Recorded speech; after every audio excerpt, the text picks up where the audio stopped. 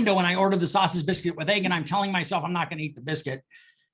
And then before they finalize the order, I go, can I get that without the biscuit? And they're like, you want no biscuit? And I go, yeah, no biscuit. And she's like, they go, okay. And so I was like, oh, cool, I can do that. Drove around the window, and as I'm paying for it, she goes, you want no biscuit, right? And I go, yeah, if you don't give it to me, I can't eat it. And she starts laughing. So, because I would have eaten it. I know, even though I say it's like, well, I'm not going to eat the biscuit, but I always eat the biscuit. And I know it's just a biscuit and it's not that big a deal. Those are good biscuits, man. But I always eat some of that biscuit. And so avoid temptation instead of resisting it is a lot easier. So I didn't have to resist eating the biscuit. So the diet part, exercise. I'm at a point in my life, very lucky. I was talking to Alfonso the other day, because he goes, man, how do you get up at 4:30? I don't know if I can do that. I was like, well, you can't get up at 4:30, dude. You have a 1-year-old and you're not going to bed. Like, I go to bed at 9. I go to bed at 9 and I am asleep at 9:05, just because that's what I do. And I can do that. If I had kids at home, and especially a baby, I probably couldn't do that. So, but you have to figure out a way to carve out. Anybody can do 30 minutes. Anybody can do 30 minutes a day.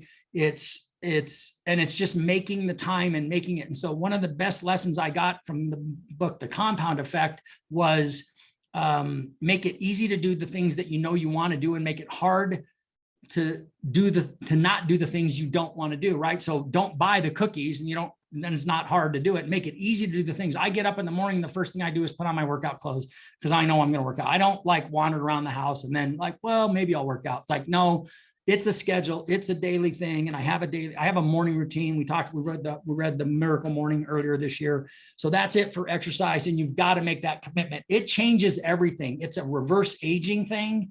It will extend your life. You will perform better cognitively. You will be less stressed out. And this is Casey, is this a stressful business? This can be a really stressful business, and exercise can change that. Casey, go ahead. Is it stressful? Most days it's not. Some days make up for the days that it's not stressful. Absolutely. So yes. Yes. And that and that's what this is. This can be a really stressful business. And okay, Christine, Christine has to run at 9:30. The water. This is not that hard. This is really not that hard. Walk around with a bottle of water, get 60 to 80 ounces. I shoot for 96 ounces a day. I get close to that. And that's enough. I was trying to do a gallon and I was like, you know what? I just don't like drinking that much water, but 96 ounces is really good. Every doctor you go to is like, well, you're drinking water. Are you hydrated? Hydration is a huge thing. Tom Brady wrote about it in TB12.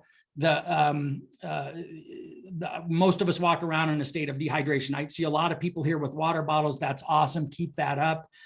Don't discount that. And then sleep. I think the quality of your sleep is really important. There's a ton of, I'm not going to spend too much time on this, but there's a bunch of simple things that you can do to make sleeping easier. Dark rooms, no phones, no electronics. The best thing that I do is I don't eat late and I work out every day. So I'm tired.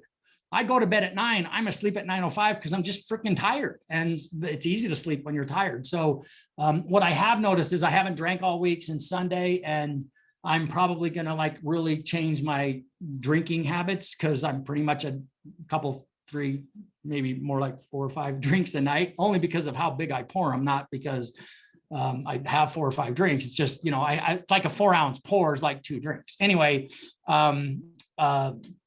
and I've just been sleeping better all week. And so I'm sure at about 1:30 in the morning, when my, or midnight or so, when the sugar finishes crystallizing in my system from all the tequila I drank, that I'm waking up and I'm just not having as good a night's sleep. So there's a bunch of little things that you can do that will really improve your sleep, and that will dramatically improve your performance. The next thing I want to talk about is managing stress. And I want to get this in before Christine gets off. This book, Positive Intelligence, had a huge, huge, huge impact on me. This book, and I'm not, because I know you're getting ready to leave. No, I wasn't picking on you.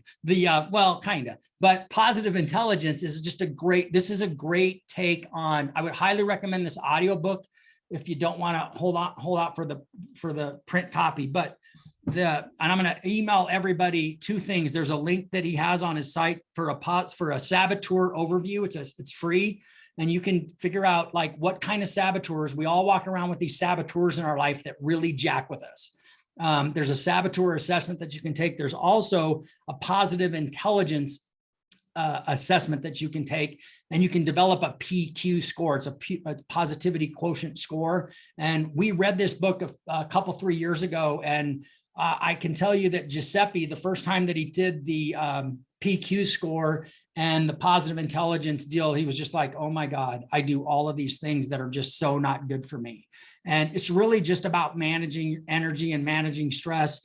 This can be a really stressful business. And I will tell you that Casey is one of the best people here at managing a stressful situation. I've always been impressed with that. Casey, you and I have talked about that. I was like going, how do you do that? Like you got a thing going sideways. You're like, okay, well, what do we have to do?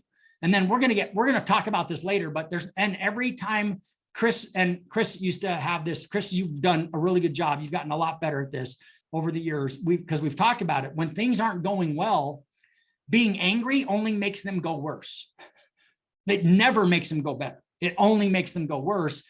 We can be angry later about what happened and how we're going to improve it. And we're going to do that. That's what we do here. We get better. We are going through an exercise right now because of what happened on Casey's loan that's going to dramatically improve our performance in the future. But being angry when something doesn't go your way or doesn't go the way it's supposed to, or somebody doesn't do something they're supposed to do, that's life. And being angry only makes those situations worse and harder to manage. And so just remember that. I'm going to send out those assessments. I'd love to hear your take on what everybody did. And then I've got some more stuff to share, and then we're going to go. So I'm going to, Christine, if you have to go, that's cool. Thanks for joining. It's good to see you.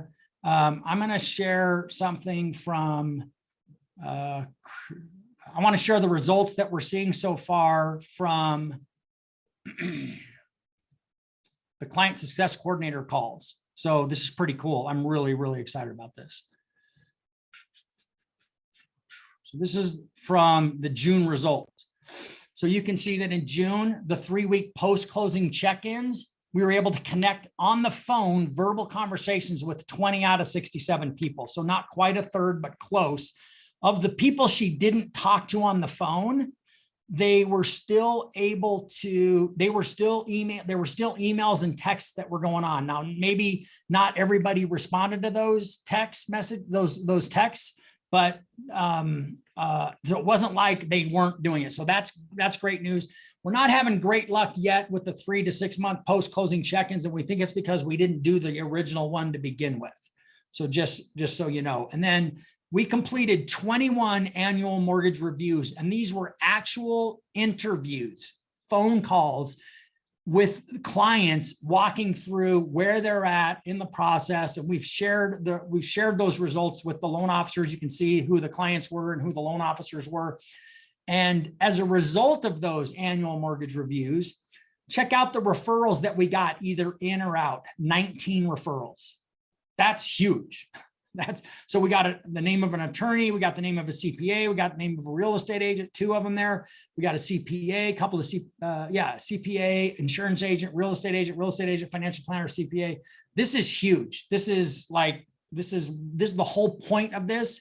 And I'll send this email out. I'll copy everybody on that email. This is only going to get better. Amy and I do a check-in call with Chris every single Monday, and we review the results that she's getting, and we talk about scripting and what we're going to change. And so we're making progress with this. This is going really well. The simple fact that 21 conversations that probably lasted a minimum of 20 minutes and maybe as long as 30 or 45, the simple fact that that's actually happening. I know that all of you that have been in the business for a while understand and appreciate the value of an annual mortgage review, but nobody was doing that. And I'm pretty sure nobody was doing that. I think what happened most of the time is that you're busy, you send an email, hey, it's been a year, your rate's good, do you want to talk? I mean, that's pretty much the extent of what we were doing. If you were making calls, they weren't going into the depth that she is. So I'm really excited about this and going forward. I love the fact that we've made this investment, and you should be super stoked about this. So, so that's it. That's what I wanted to share. So now I wanted to cover a couple of things that actually get some more sharing going.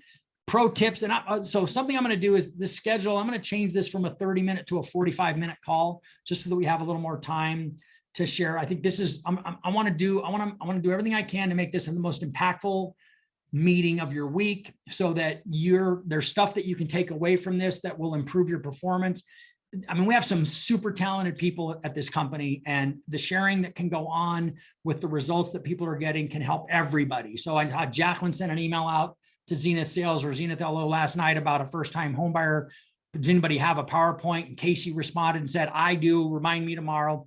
And like, it's that kind of stuff. It's that kind of sharing. When I was talking to Jessica yesterday, John, I'm going to turn this over to John here in a second, but I was talking to Jessica yesterday. She's like, well, I don't want to bug people. Like, just send the email to Zenith LO and ask the question, girl, because people will help you and people will answer. If people are busy, they'll delete your email. They won't answer, and that's okay, but somebody will help you. So don't be afraid. All of you, don't be afraid. If you have a question, I don't want you, I mean, spend 5 minutes trying to find your answer, but don't spend an hour. Like, that's stupid. Somebody knows the answer to your question or can point you to where you need to go. So don't be afraid of that. That's what we want. That's part of being part of a community.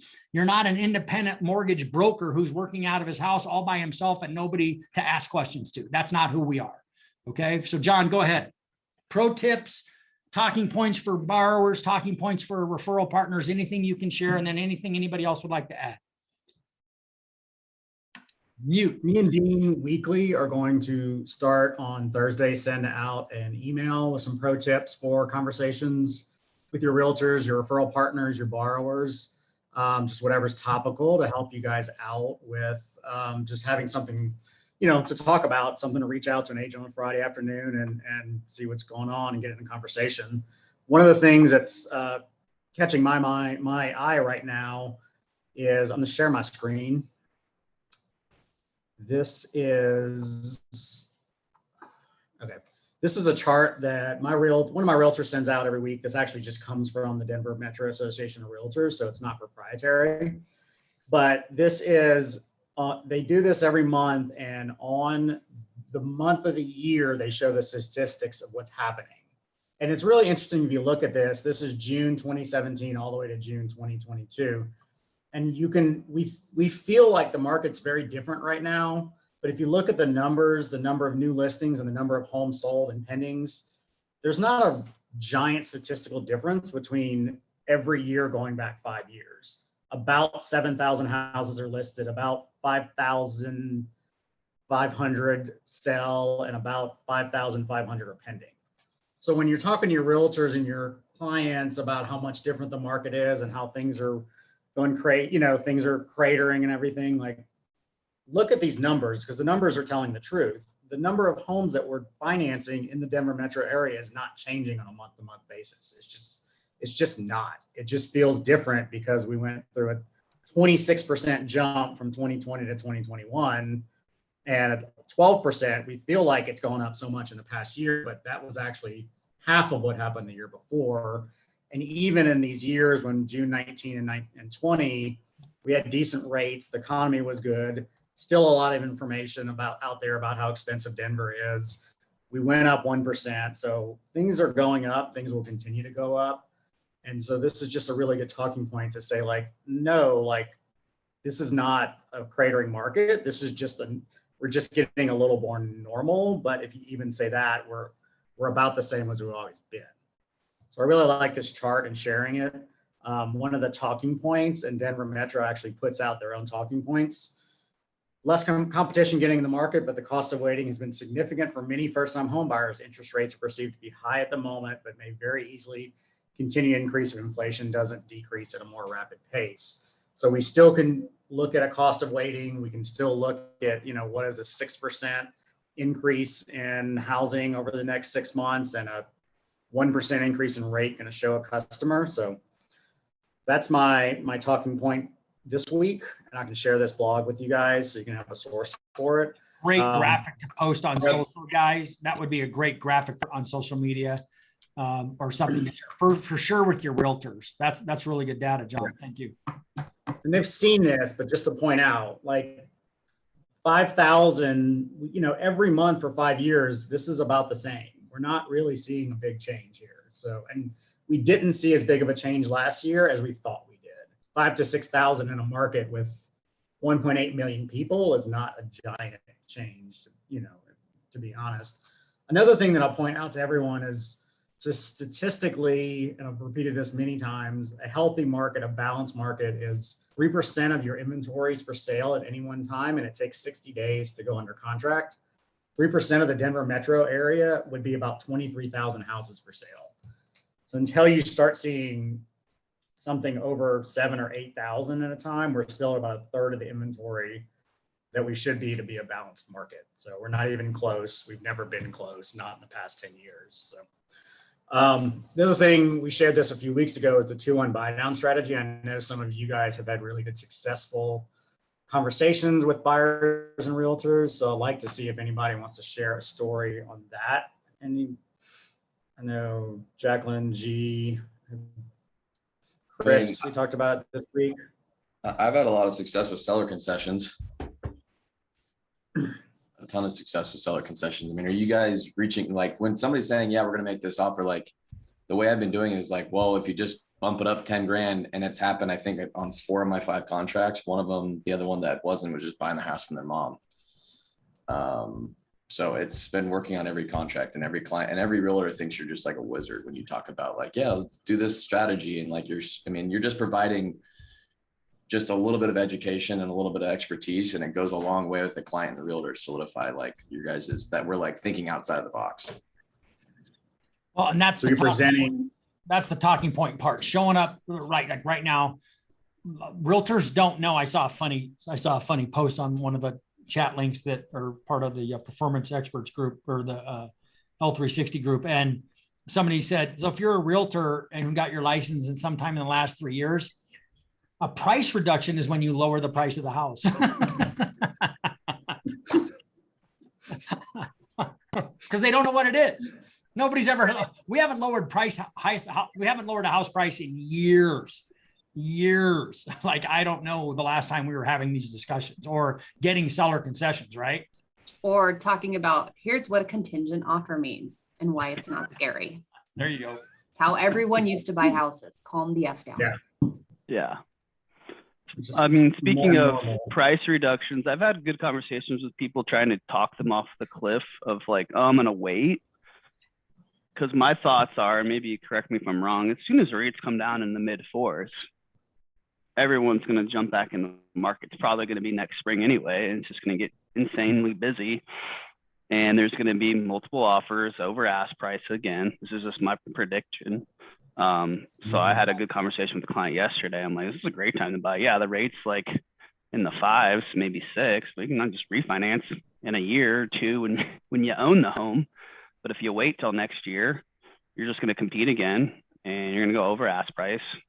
And it's going to, I feel like paying a 50 grand over feels worse than having a 6% rate for 2 years or there a year. you go. What would be worse? Yeah. What would be worse? Paying 50 grand over asking, or getting a 6% interest rate you can refinance in 2 years? Because you can't renegotiate the price of that house in 2 years. Yeah. I think, I kind of get to that feeling, because I'm sure that everyone that's bought a house last year is like, man, I feel like I overpaid for this thing. But now if price reductions go to Ryan, offer ask price, ask for 10,000 concession instead of lowering the price. Most realtors just lower price. I don't know what they're talking about, but I think it's a great time to buy. This is you're competing against 2 people instead of 15. And that was not fun. John, Some of the marketing I've seen is buy the house, rent the price. Yeah, there you go. Rent the rate. Rent the rate. Or rent the mortgage. Yeah. Love that. Yeah. Marry the house, rent the date the rate. Yeah. Marry the house, That's it. date Marry the the rate. house, date the rate.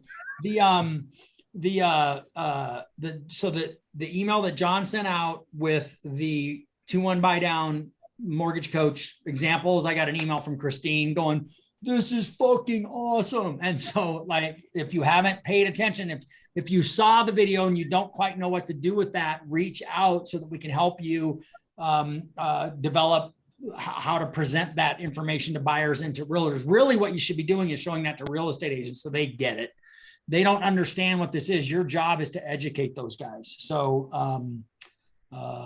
so there you go. And then the video that I sent out last week with Tim Brahim talking about that scripting, that's the scripting. You don't have to do that script. It was way too long. And, but he did it. The guy hasn't originated a mortgage in 15 years. That was a great script. I sent him an email. I was like, oh, dude, you still got it. And so, there's some great key takeaways from that deal. And so there you go. Anybody else, anything else they want to share? I just real quick, I talked to somebody from Matt's pipeline, and he's doesn't have a lot of money to put down and started the process back in January. And I talked to him, I was like, back in January, February, March, you would have had to come up with an appraisal gap. Did Matt talk to you about that? And he's like, yeah, that was really scary. I was like, yeah, now you don't need an appraisal gap. I was like, a lot of the market shifted. So, you don't need $50,000 in the bank. Let's go ahead and try to offer list price or under, and then you'll be able to finance this. And we can, how much money do you have for a down payment? And I think we can make that work, So he's like, wow, maybe it is a good time to buy. I'm like, yeah, maybe we should go reach out to your realtor. And he's like, well, I don't think I can afford anything with how much I am able to pay. And I said, well, that's something for your realtor to discuss with you. I think the market has shifted quite a bit from January. So let's go talk to him. So he's back in the game. Right on. Great job. That's it. It's just reaching out and making calls and checking in with people. That's what this business is. What were you going to show us, John? A couple things before we go on guidelines. I read, this has been out for a while, but I read it yesterday and was like, oh, I forgot about that.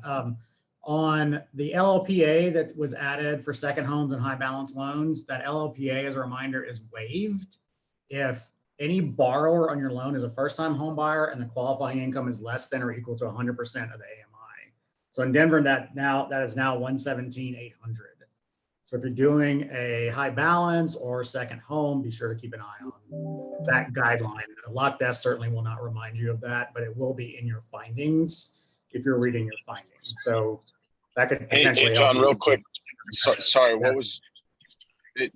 One of the borrowers has to be a first-time home buyer? One of the Is that what it is? borrowers on high balance or a second home is a first-time home buyer, and the qualifying income on the loan is 100%. So in Denver, 117,800. Those LLPAs are waived. So you're gonna have So to tell hypothetically, them. like a husband and wife, where maybe the husband's on their loan on their primary and the spouse is not on that loan, they could be considered a first-time borrower for a second home.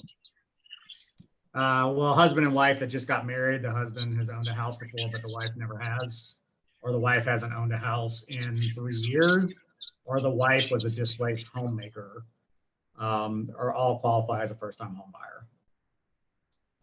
Yeah, That's or awesome. both borrowers, for that matter. Yeah, so you're gonna have to remember that and keep an eye on your findings for that. But wanted to remind people of that because I forgot about it. The other thing is PennyMac has suspended float downs for now. So if you're talking to a client about a potential float down scenario in the future, make sure you're not locked with PennyMac and keep an eye on if other lenders may start suspending that as well. So that's all I got today. All right, man. Thank you. I'm going to send out, you know what, guys, I'm sorry to do this, but I'm going to send out a cancellation invite for the current Coffee for Closers. We got a bunch of people on there that aren't there anymore. And then I'm going to update it and change it to a 45-minute call so that you guys can plan better. Again, I part of the reason that this is the call that I want you to be on. I don't want you to I have people listening to the VIP call every week. I get a report. They want to show me who on our call listened to the call.